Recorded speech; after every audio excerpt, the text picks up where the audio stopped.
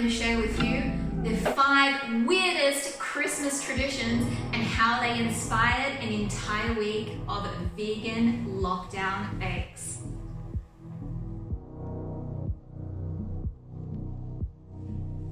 Now this would be an awfully long video if we were to cram an entire week into this just one video, so I'm going to be breaking up this into a 5-part series so you guys at home can follow along in an easy format. Now, before we get into this video, don't forget to like and subscribe to our YouTube channel so you can follow along and not miss out on any of these free masterclasses, recipe videos, and what's happening here at Vegan Gastronomy. Now, without further ado, number 5 on our list of Christmas traditions from around the world is Tío de Nadal, or should I call him the adorable defecating Christmas log from Catalonia, Spain. But all toilet jokes aside, from my research over the past week, there have been many Christmas traditions, believe it or not, from around the world that include poop. Who would have guessed that? A pooping log? You heard right. Tío is Spain's alternative to Santa, and when Christmas comes around each year, Smiley Tío is nestled right there by the fireplace wearing his red cap and covered up in a blanket to keep warm, to give children a all over Catalonia Christmas cheer. When Christmas arrives, children gather around the log and sing the Tío de Nadal song and wait for Tío to poop presents. Yes, poop gifts. And if you thought it couldn't get more weird, the children whack Tío with sticks to help him poop. Once the last day of Christmas festivities come, Tío kindly offers his last gift to his family, which is actually himself, by sacrificing himself as fuel to the fire and offering his beloved family warmth during the colder winter months. Now, I love a weird tale and was inspired by Mr. Tío, the Christmas pooping log, to make these easy festive log pinwheel cookies with the nutty, chocolate and orange flavors. So for our fun Tío Nadal pinwheel log cookies, we have here, you'll need some firm margarine, which we've brought to room temperature. We also have some all-purpose flour, also known as plain flour. And in there I have also my other dry ingredients, which include some salt and some bicarb. And the last ingredient for our cookie dough base is, we have in here, my little blender here, some granulated white sugar and some orange zest. Now, I know a lot of my students around the world, especially in the US, are concerned that their white sugar may not be vegan.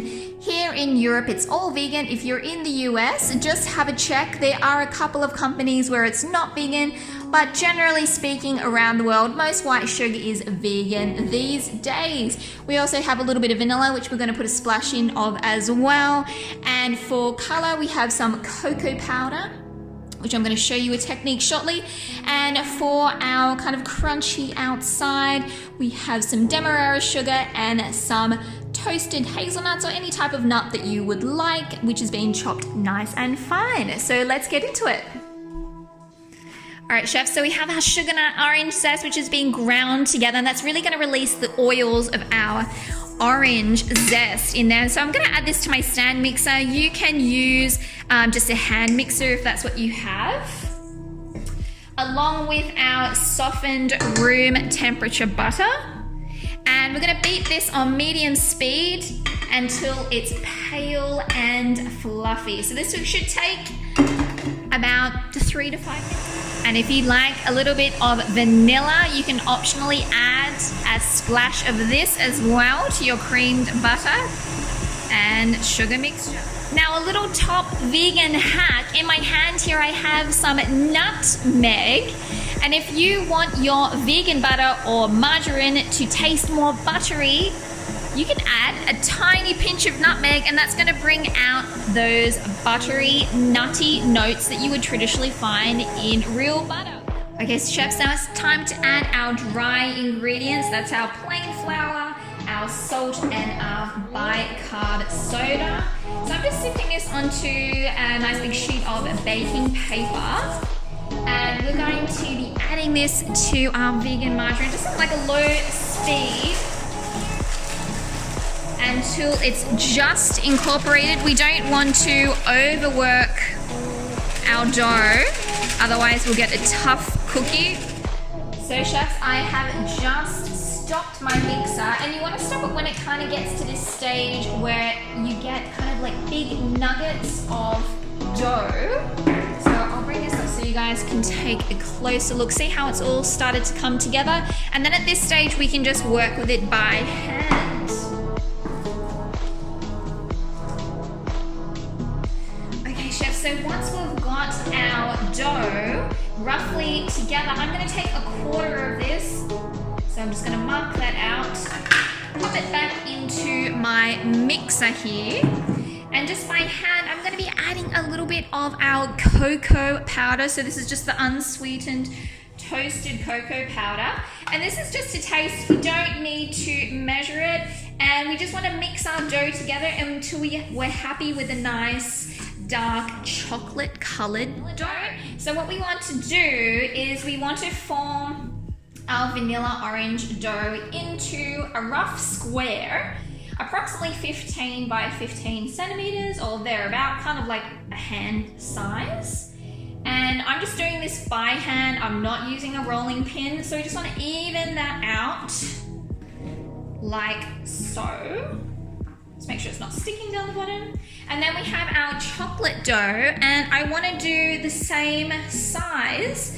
And you can see I'm just using my hands here. And I'm really not too concerned whether it's that even, because the chocolate is actually going to show as the rings of the tree trunk. So it's kind of nice if some parts are a bit thick, some parts are a bit thin, so I'm not too worried about that. And then we're going to stick this on top of our white dough and try and get it all the way to the edge if you can. Okay, all the way around. Like that. Beautiful. So you can see we have our 2 layers of our dough. We have the vanilla orange and the chocolate. So I'm just going to wrap this up in some cling wrap, and then this is going to go into the refrigerator for 1 hour to completely rest. It's chilled nicely, so our gluten has relaxed, so it'll be nice and easy to roll out. I'm just going to take this off. Now you can roll this out just on a floured bench if you like, but I find it really handy to use some Teflon sheets. I have 2 here, or silicone sheets. So I'm going to roll those to about a 6mm thickness, and I'm using some guides here. So I'm just going to flip this over so the chocolate side is down. Put my guides either side and get rolled. You're just going to remove our leveling guides, and we're going to start rolling. So I like to start at the long edge and start rolling up.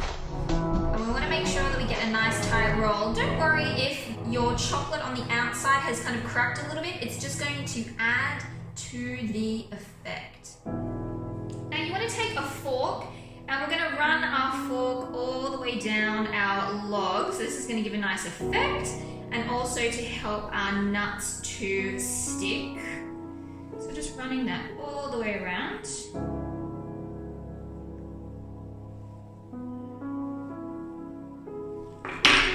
And then we're going to start rolling it in our nuts. So you may not use all of the nuts. So we want to roll that all along the outside and stick as much as you can to the outside. You just want to roll it up in your sheet, and we're going to pop this into the freezer for 30 minutes just to help it firm up. Took my cookies out of the freezer, and it's become nice and firm now, which makes it a lot easier to cut. So we're going to cut these into about 1/4-inch pieces. I'm just going to trim off that edge so we have a nice flat edge, and then you can measure out your 1/4-inch, or it's about 1.5 centimeters or 12 millimeters. And you can do that by like a guide, and then we're going to cut those, and you'll see those beautiful swirls. Let's get a nice one for you to have a look at. See, look at that. We can see those lovely swirls, and we've got that beautiful crunchy almonds on the outside. So we're going to bake these in the oven for about 10 minutes. So our cookies have come out of the oven, and don't they look fantastic? We've got our lovely crunchy on the outside, and we've got the swirls inside. So it is optional, but if you would like to put a little bit of chocolate on them, I've just tempered some chocolate here. And if you don't know how to temper chocolate, maybe you might be interested in coming to our pastry course. If you don't temper your chocolate, you will need to keep these cookies in the refrigerator. So if you temper your chocolate, it will allow you to keep them at room temperature. So I'm just kind of like dipping just the corners here. And we had some leftover nuts, and I'm just sprinkling a little bit of those on the edge so we get like a lovely crunchy chocolate outside.